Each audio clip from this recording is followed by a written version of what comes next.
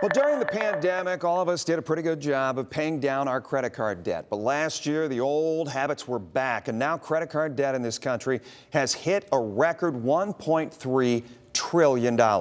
Dan Cummins joining us with some tips on how to manage debt in tonight's Stretching Your Dollar.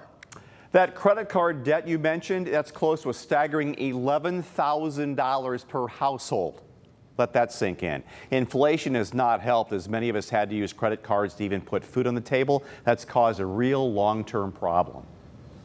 Americans love racking up debt on credit cards, but when that adds up, we paid $172 billion in credit card finance charges last year, according to WalletHub. Ted Rossman is a senior industry analyst for Bankrate, specializing in credit cards, credit scores, and personal finance. He says if you have a decent credit score, look for a zero balance transfer credit card. The average credit score nationwide is 717, so most people are in the right ballpark. Cards like the Wells Fargo Reflect, the Citi Simplicity, and the US Bank Visa Platinum will give you 21 months with no interest. So you move your existing high-cost debt over to one of these new cards.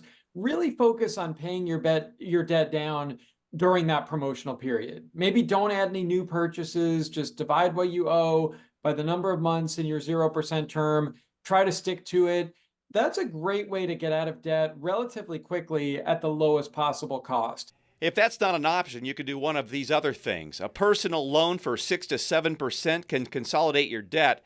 Home equity loans are not as good as they were 2 years ago. Rates are 9 to 10% now. They have fees and appraisals, and you're putting your home on the line.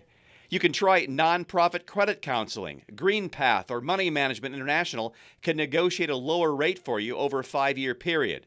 Or get a side hustle to increase your income and cut your expenses. It's not easy, especially if you have student loans to pay, right? Reporting in studio for Stretching Your Dollar, I'm Dan Cummins.